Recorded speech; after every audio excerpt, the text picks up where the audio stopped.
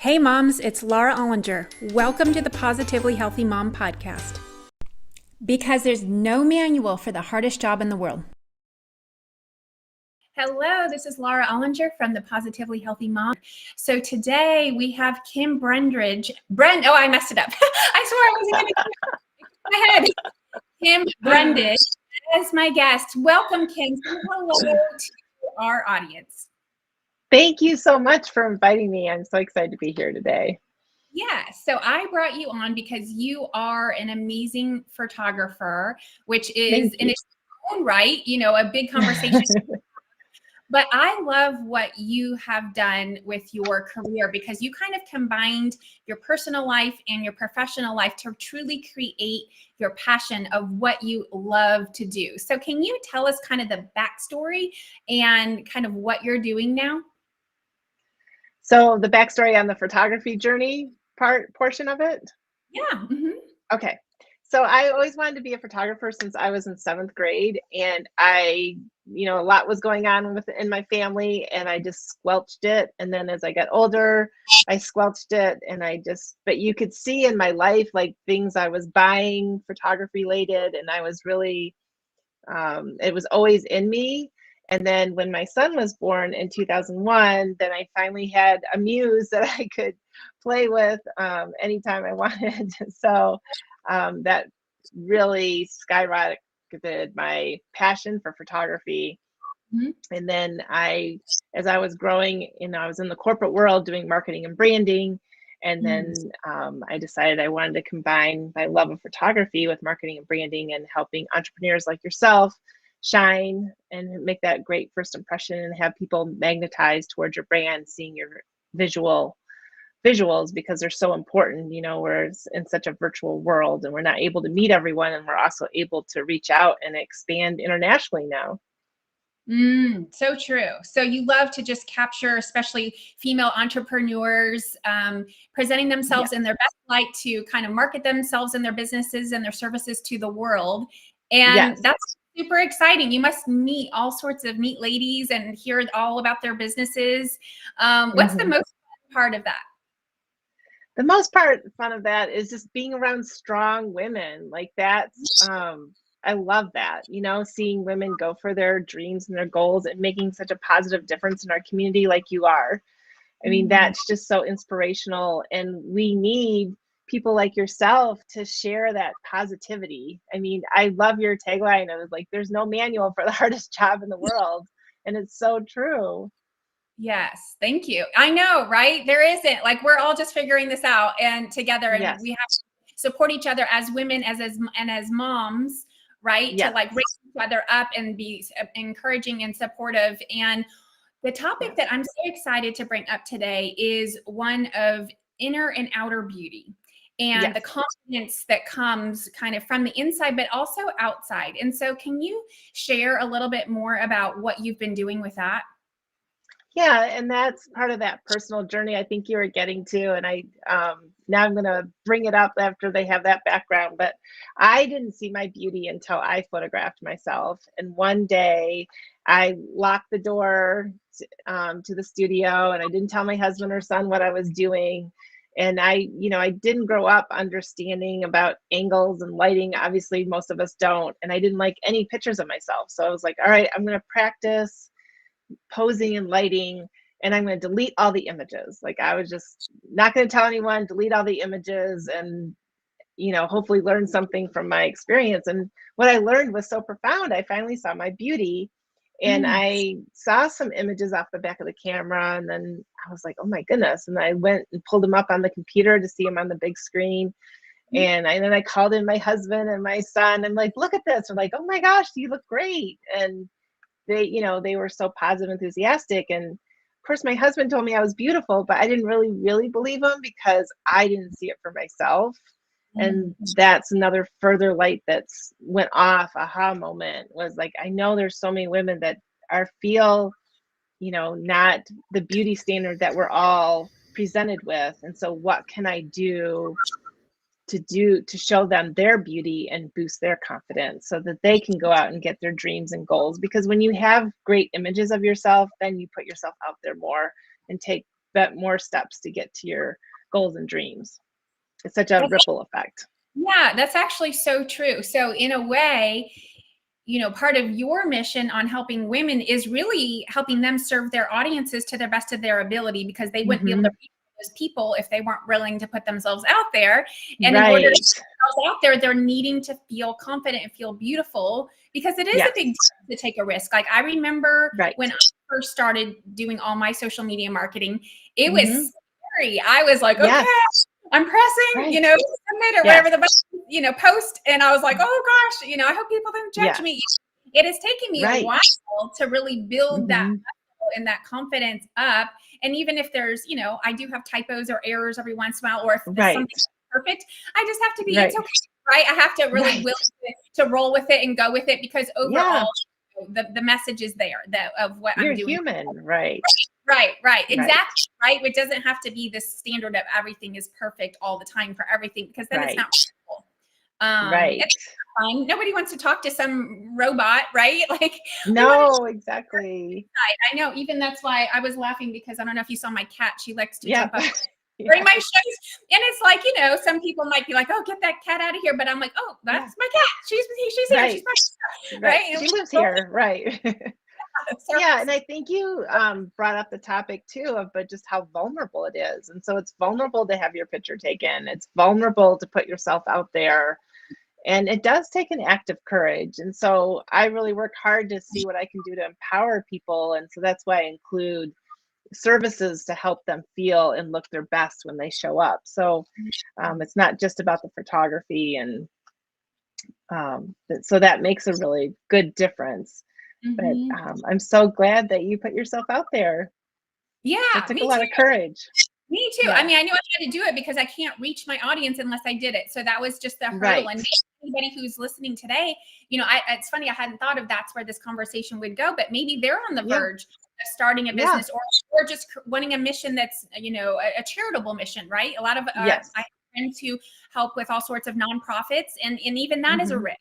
And so being able to just, press that post button and feel good and feel okay about it. I love that you have been part of that process for so many women. And so what are, when they do come to see you for the photography part, how do you help them kind of, be vulnerable and open up, but like kind of radiate confidence? Like, is there anything that you do in this? I do. So my first basis, but based on my marketing background, is like, let's set your intention. What are your 3 to 5 words that you want to convey with your images? And then I also have that day they get camera ready makeup and hairstyling, and then wardrobe styling support ahead of time too. And we have a full pre-branding consult where we really dive deep and we talk about expectations and how it's going to flow and what they need to bring. And there's a lot of preparation to it. It's not just show up and then try to smile. And, a lot of people will do 5 outfits, but the first outfit they're a little nervous about. And then by the second outfit, they're like, okay, this is just my new friend Kim, and that we're just having a conversation. She happens to have a camera. And that's when, you really want to let that guard down and really come through your authentic self, so people can see that and feel that. And the best compliments I get about my work is, we don't know the people in your images, but we feel like we do because of their personality shines through. Oh, that is quite a compliment. Yeah. I mean, that's volumes to what you are doing to bring them alive off the camera, off the screen, and make them real. That's really cool. So, my next question is, so when you went in and did that locked yourself and did your photo session and, played around until you found how you felt beautiful, do you remember how old were you when that happened? I was 44. It wasn't that long ago. It's like, so I was, I mean, I've been running around. I mean, I had a family that was really hard on me, and, would point out those flaws consistently. And so I didn't feel good about myself and didn't think I was beautiful or attractive and didn't know my own power. Like, your 20s are supposed to be your top of your game as far as your beauty standards go. And I didn't know the power I had. And And so I bought into that. My mom, when I turned 39, I was divorced and a single, and she was like, "You are never going to find a man, so you need breast augmentation, and Wow. I'm going to pay for it." And so it was just heartbreaking to like have your family not see your beauty either, and not accept you for how you were. And I didn't get that breast augmentation. I'm Okay. glad I didn't. That wasn't the right decision for me, but Mhm. that was, I found that to be really hurtful. Right. 'Cause I think that that's what it would take for you to have value to Right, find a man, right? Like that's right. what you needed, right? So Hmm. maybe, I always try to give people even some very strange things the benefit of the doubt, right? As far as like Right, the intention was there, right? Like the intention right, was, I love my daughter. I want her to be happy. I right, want her to find what she's looking for, right? So I right, don't right. immediately jump all over that and say, oh my gosh, Yeah, what a woman, right? I don't want to go there, but like, right, the intention right. of love was probably there. It's just that the Yeah, way that it was expressed was that you need to right. do yourself so that you will be worthy of a man who loves you. Right. That's And the the ironic part about all of that too is that I have a husband. I found a man soon after that that absolutely loves and adores me for how I am and celebrates me for how I am. Like there's no like, oh, you could be better if you did this. None of that, it just like, and we're crazy about each other, and we just really enjoy each other. So that is so affirming to me that you can be authentic to yourself, and of course find someone that will value that also. Yes, I think that's great because you probably would not have attracted him if you had, taking your mom up on that offer. You would have been giving out some type of a different energetic vibe, and that Yes. into Yeah. him. And so then you were showing up as like, I'm going to stay true to myself. I'm going to be authentic Yes. to what I want for my body. And that probably sent a different signal that he was able to pick up on and be like, wow, this girl is really natural and really beautiful and really, Yeah. confident and all those things. And that probably Right. is what really aligned you. So, because, Yeah. there are probably lots of moms tons of moms have lots of, things done to their body. So it's not that Right. it's just that what is Right. right for you, right? Maybe Right. Right. a woman needs to feel beautiful, and for you that wasn't the Right. case. So Right. I'm happy that you stuck true Exactly. and had a boundary with your mom. Yeah. And that's an important part, that boundary. But the part that I'm kind of like really fascinated by, and I have my own version of this story as well, like, I think we Yeah. all echo as women Yes. together a lot with this, but that you were Right. 44 when you Right. figured out that you were beautiful. And so think of Yeah. all the years that didn't, Yeah. right? And so Right. that's part of when I coach teenagers. Mm-hmm. Sometimes especially when they're stuck, and it's Yes. any type of, not just, physical stuff, but just any type of confidence. It could be body image. It could be Yep. just self-certainty, being able to get up and give Yes. a presentation in front of class, anything like Right. that. And I Right. say, there are two ways that this could go. I say, you Yes. could either continue to doubt yourself for the rest of your life, and Yes. then when you're 80, you decide you're good enough, but by then you Right. won't have the opportunity to do a lot of these things. Right. Or you could just make that choice now and really Mm-hmm. enjoy that decision that you've made to just love yourself, have self-certainty, self-confidence, self-worth, whatever it is that they're specifically, Yes. and then Right. use all those years that they've got ahead of Mhm. them. I try to say, like, hey, take it from a wise lady. Like I was there.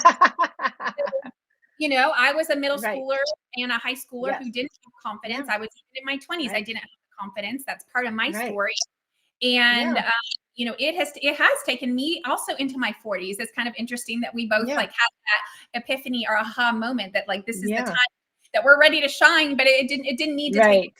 right? No, right. Didn't like, so that's the other thing I do is I give young girls body image and confidence talks. Mm. And I'm very passionate about that because what I found too is that, when a little girl is 2, 3, 4, she's cute, right? I mean, she gets so many compliments and so much attention, but at some point that fades off.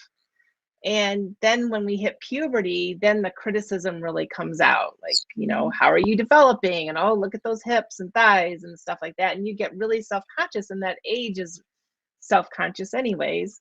Mm-hmm. And so I talk about, what influences us, what has gotten us here, and how we feel. And just because we're teenagers, it doesn't stop.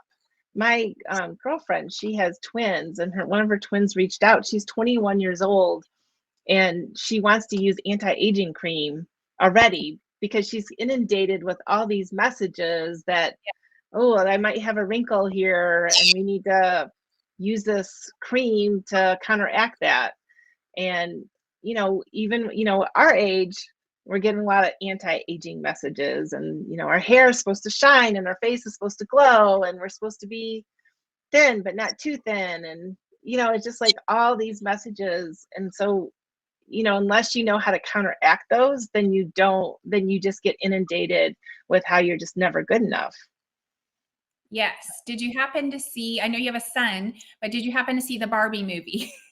Yes, I did see the Barbie movie. Yes. Oh, good, because that was kind of like the climax of the movie was when they, the character gives that speech about, look, if Barbie doesn't feel good enough, then how are the rest of us regular women supposed to feel good enough? Right. Exactly. You're all failing. And I loved, it just felt so empowering for women everywhere. Like, we're supposed to be, but not this, and this, and this, but not that. And this. We have to be confident, but not obnoxious or right. It's like, where can we win? We can't win. Right. And so right. I love that this has been part of your work, is like making the message that we can win. So when you talk to your teenage audiences, because you give these presentations, which I absolutely think is phenomenal. What is kind of some of the messaging that you bring? So you talk about the sources like society or magazines or social media specifically. Social media, right. Explain that, and then what else is with them? Yeah, and it's like all what we surround ourselves with, right? Like if I'm always looking on social media and I see stick thin models that have been photoshopped, then I'm gonna never match up to that because it's not even realistic. And we don't even realize that we're comparing ourselves to people that aren't realistic. They don't even look like that. Cindy Crawford even said, I don't even look like that. So it's, that's huge. And our brains have that automatic comparison, and then our brains are also wired for a negative bias. So we compare, and then we're saying, oh, we don't match up to that. And so I'm this, and we make these agreements. And then the other thing that was, the other thing in my presentation, I do an exercise of what we like about our bodies. It'd be very common for you and I to sit down for dinner and then start talking about what we don't like about our bodies. And why is that normal, right? Yeah. Like, why is that normal? Like, why can't I say, Laura, I love this about myself? And you like, oh yeah, I love that about you too. And I love this about me. And like, well, why couldn't we have that positive building up conversation? Yeah. So I do an exercise where we pair off, and then you have to say 2 things you like about your body, and you have to say 2 things you like about the other person's body, and then you switch. But you have to say thank you when they say 2 things they like about your body. And so it was an interesting exercise, and I participated in it too. And several young girls told me that they liked my nose. And it was interesting because when I was 18, I had a boyfriend, and he said, you're cute, but your nose is funky or weird or something like that. And so for some reason, I assigned him like the truth, and everyone else thought my nose was funky, and he was right, and everyone else thought this. And so I made this agreement. And so when these young girls, but I didn't even think about it, right? I didn't even think about it for 20, 30 years. These young girls are telling me they like my nose. And I wanted to say, yes, but it's funky, or it's got a ski jump or whatever. And I'm like, wait, I'm supposed to say thank you and like really take it in. Yeah. And so it really helped me rewire my brain. And I didn't really even realize I was holding on to this. And of course, when I photograph people, their vulnerabilities come out, and they share these really hurtful things that they've held on to. Like one of my clients, a boy said to her in passing, "Oh, your hips are big." Well, of course her hips are bigger than that guy's, but like her hips are fine. Her hips are normal. But for some reason, like she's agreed to that as the truth. And so she's held on to, my hips are big. And it's so interesting, these agreements that we make. And because you've looked at neuroplasticity, right? And like we create these highways in our brains, like my nose is weird. And so anything that deters from that is hard. And so we got to create a new highway in our brain that my nose is fine to override that. But it takes a lot of work because look, I just said 20 to 30 years, I've been harboring this falsehood in my head. And so I have to make a conscious effort, you know, every day when I look at myself in the mirror, when I jump in the shower, I get in the mirror and I'm like, and I'm nude and I'm like, okay, I like this, I like this, I like this. And I say these positive things to myself to try to rewire, because I feel like it's such a avalanche of negativity that comes toward us. And I've got to flip that script. Yes. Oh, I absolutely love that. And for the moms who are listening, who do have that, because we all have that thing about ourselves, maybe more than one thing. Right. Right. Of course. Yeah. Why is it always a boy? They're like, I had the same thing. Like some boy, I think it was 7th grade English class. I know his name. Yeah. His name, I'll call him. And he said something about nose too, but then I had a boyfriend. Oh my gosh. Like, why is it that boys like pick something and say something? And why is that okay?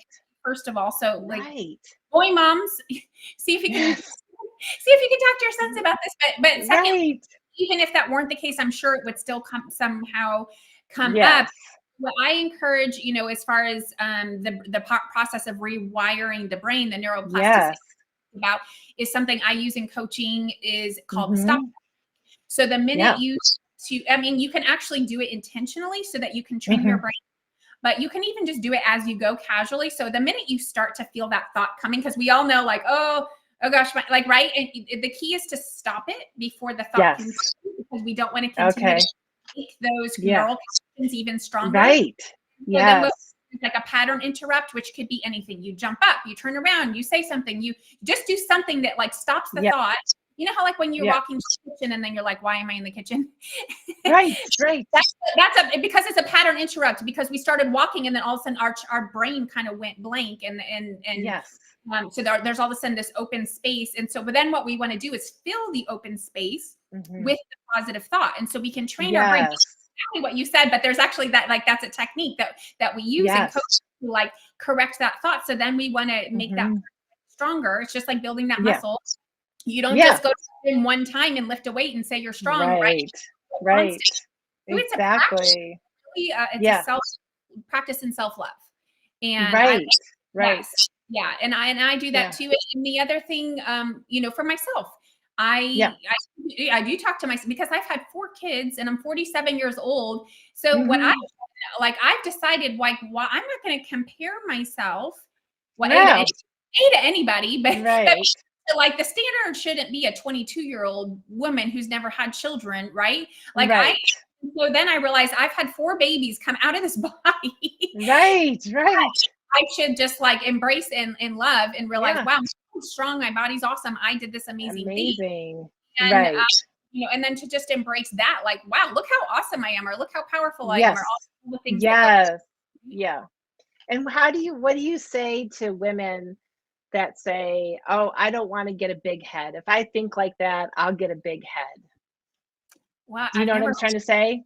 Yeah, but I've never heard that instead of putting yourself down all the time, you're building yourself up. And I found some women have been worried about, making, So what would you say to that?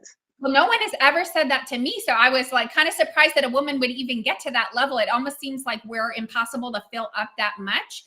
But I think that's just a mindset. It's like you can feel fantastic about yourself and then share your gifts with the world. It's different. Like the intention is different if you're doing it for the wrong reasons. Like if you're just trying to feel yourself in order to put other people down, like then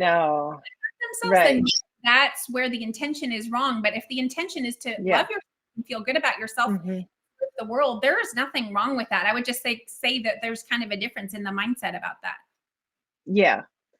Yeah. I think some people are surrounded by people that try to keep them in check and not get too big for their britches. Oh, and wow. so they need to surround themselves with different people. They do. Maybe that's what they need to do. Cause I would say bring it. Woman that was like, girl, you do it. Like you grow all you get as big as you want. Like we don't need to keep ourselves small to make other people feel comfortable. Exactly. Thank you for saying that. Yeah. I would say you just shoot for the stars. You go to the moon. Right. I'm going to pause my conversation with Kim Brundage. If you'd like to hear more, listen to the next episode. Thank you for listening to the Positively Healthy Mom podcast. Because there's no manual for the hardest job in the world. Don't forget to subscribe and share with your friends.